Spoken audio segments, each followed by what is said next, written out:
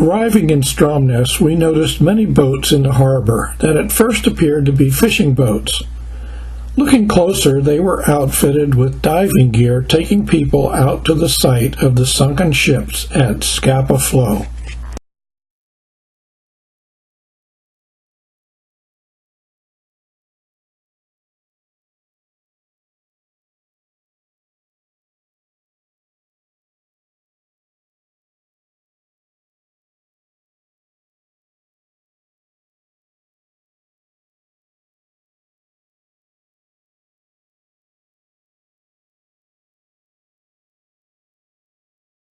The Orkney Islands are part of an archipelago of over 70 islands and rock formations that are located about 10 miles north of mainland Scotland. The population here is about 21,000 people and 80,000 cattle and lots of sheep. The population of Stromness is about 2,100.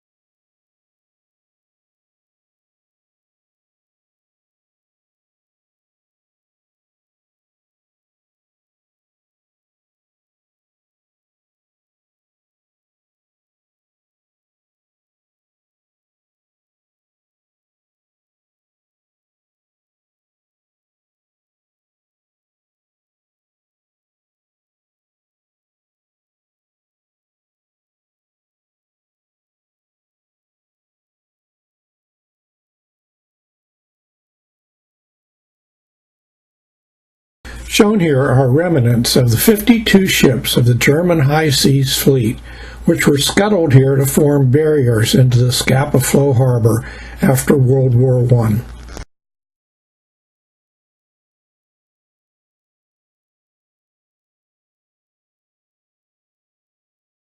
In the latter years of World War II, several hundred Italian prisoners captured during the North African campaign were sent to Orkney to work on the concrete causeways that seal the four eastern approaches to the Scapa Flow harbor, known as the Churchill Barriers.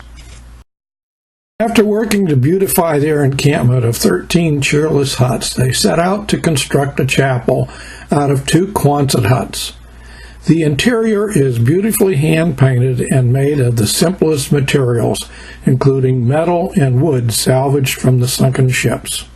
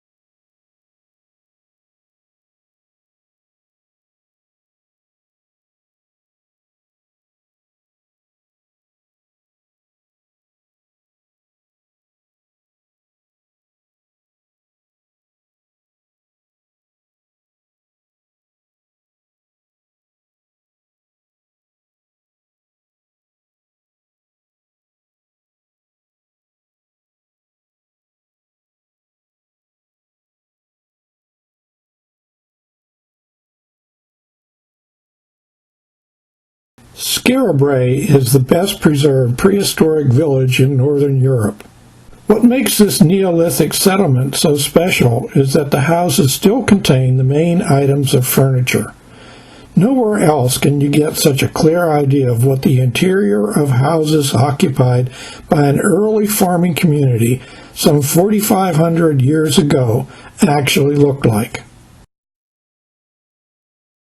The individual houses, linked by passages, cluster together, forming a tight-knit community. Most of what you see today is the remains of the village at the end of its occupation around 2600 or 2500 BC.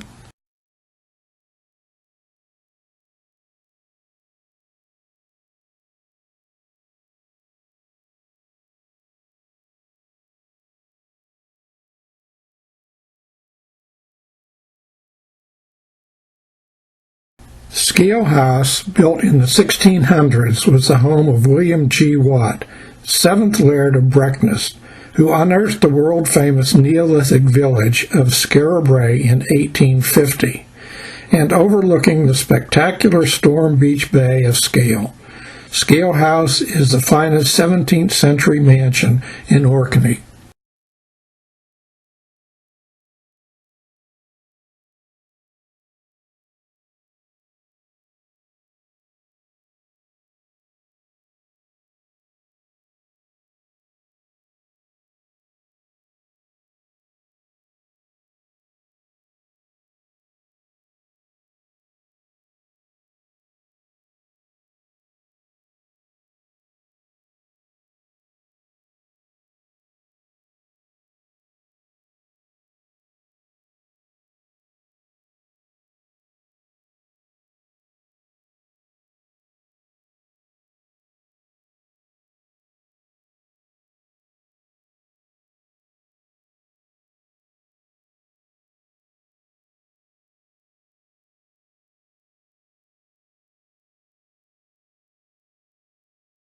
For almost a century after its discovery, Skara remained unique.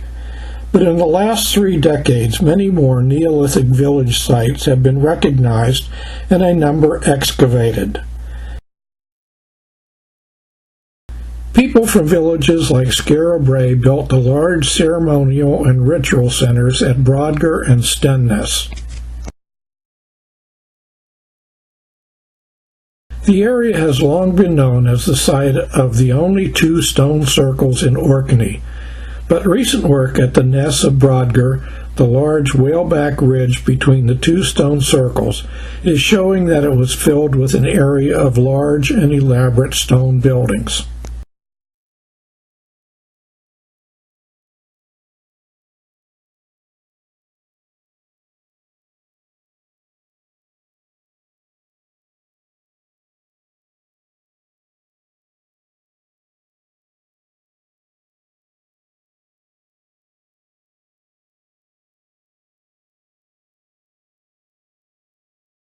John, he was very handsome, but he was very shy of the ladies. And he often used to go down to the beach. And one day, when he was down at the beach, he noticed he heard laughing. And he noticed a group of seals, coming swimming ashore. They took off their seal skins and took on human form. And these young girls were dancing and having fun. And he noticed one of those seals in particular, because she was the most beautiful girl he had ever seen, and her name was Jean. So John would often go down to the beach and he would observe those selkies taking off their skins and taking on human form. And one day he plucked up courage to speak to Jean, and they connected immediately. They got on really well, and yes, you can guess, they fell in love. And John asked Jean if she would become his wife, and Jean said yes. So on the day before they married, Jean handed John her sealskin, and she made him promise to take that sealskin and to lock it away, because she knew that no matter how much she wanted to stay with her husband, that if ever she found that sealskin, she could never resist the urge to put it on. And if she put that sealskin back on, she would have to return to the sea, and this time she could never return. They were very happy together. They had 2 children. Life was good. And then one day, about 8 years later, it was a summer gala day in Kirkwall, and John and Jean and the children were going to go into town. Now what John had done with the seal skin is he'd taken it, he put it up into the attic, he put it in a chest, and he locked the chest, and he put the key in his waistcoat pocket, and he kept it with him always. But on this day, they all got into their best clothes, and they were all going to go into Kirkwall to have a day off. And then at the last minute, Jean says, "No, you take the children, John, and I'll stay home and I'll get caught up on some chores." So that's what they did. Jean went back into the house and she started to tidy up. And of course, she found John's clothes. And when she picked up that waistcoat, she thought, "That's very heavy." And of course, she found the key. It was the key to the chest in the attic which held her selkie skin. So she went upstairs into the attic and she saw that chest. She did not want to leave, but she could not resist the urge to put the key in the lock and to open it. And inside was her selkie skin.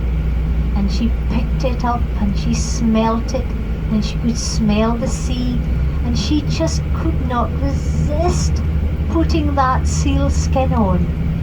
And once the skin was on, she walked down to the shore and she swam away in that sea, and she could never return. Now, when John got home, he immediately knew that something was wrong. The doors were open and there were no lights on. So he went inside and he saw that the attic door was open. He went upstairs and sure enough, the open, empty chest was there. He had lost his wife. Now, if you've ever seen a selkie close up, it's got these great big brown eyes.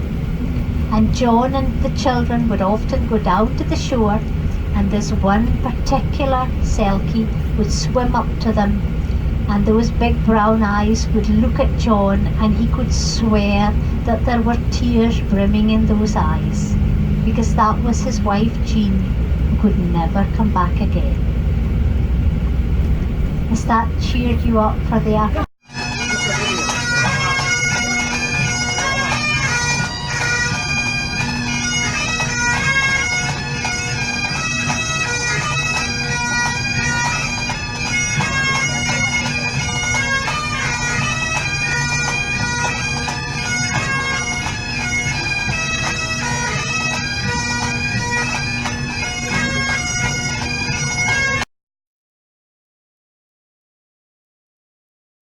Arriving in Aberdeen, we passed several arrays of wind turbines.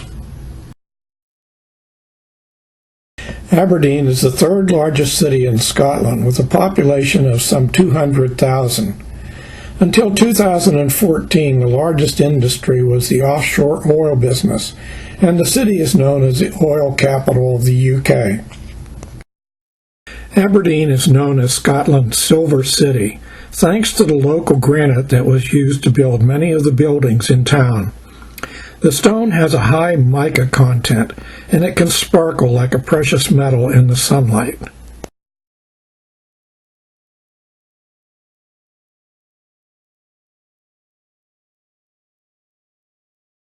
The small fishing village of Footy can be found at the mouth of Aberdeen Harbour and can be accessed via the beach esplanade of Aberdeen City, Scotland.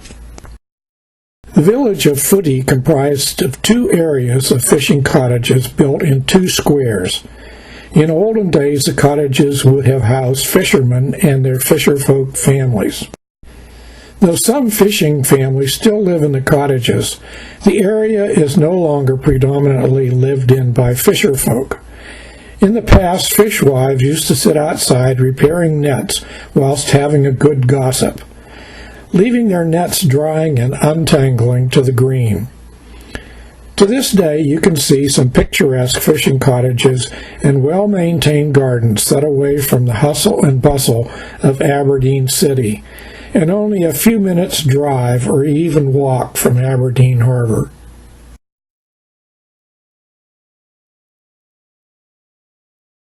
There has been a village at Footy for centuries.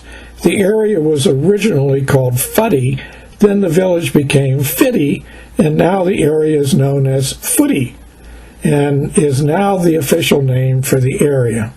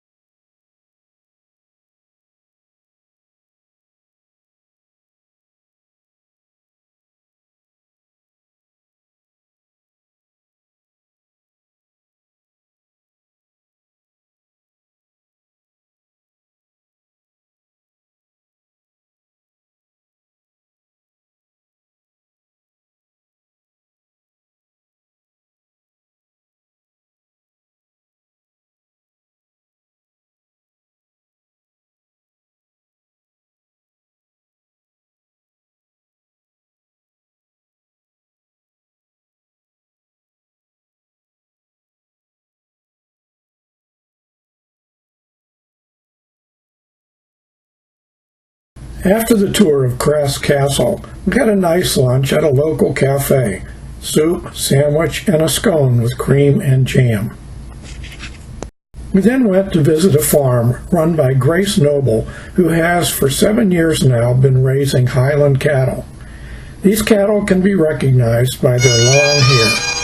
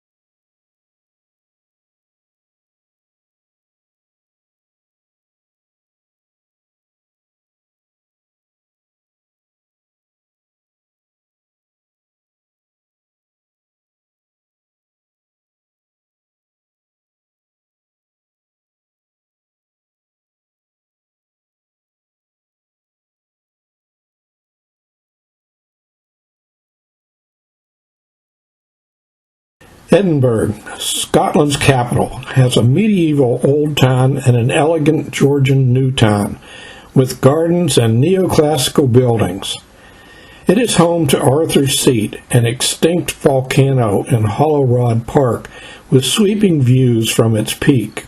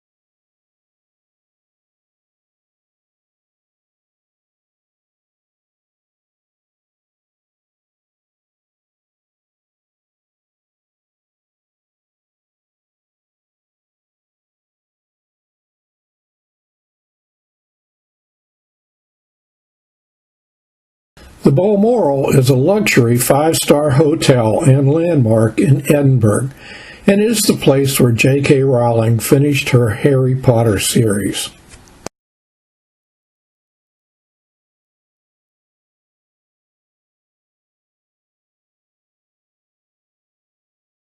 There are many kilt shops in Edinburgh, some low-end catering to the tourist, and those selling higher quality clothing.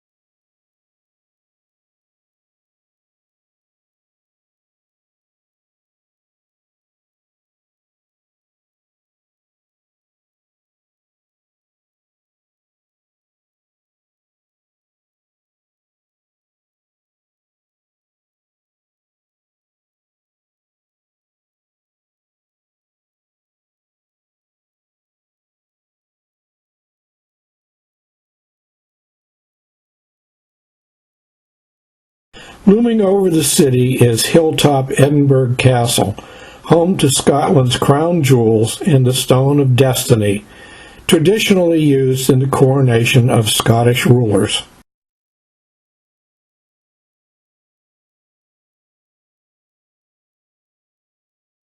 This monument to Sir Walter Scott is reported to be the tallest monument to an author. The monument features carvings showing the characters in his books.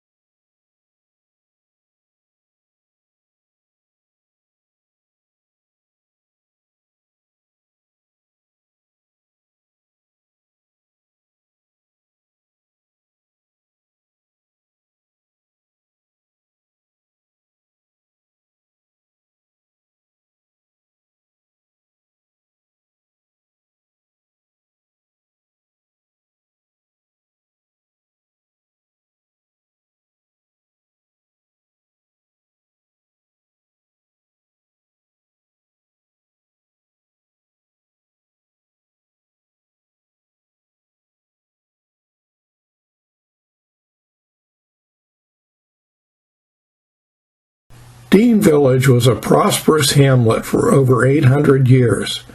In the past, the area had 11 working mills on the strong currents of the city's Leith River.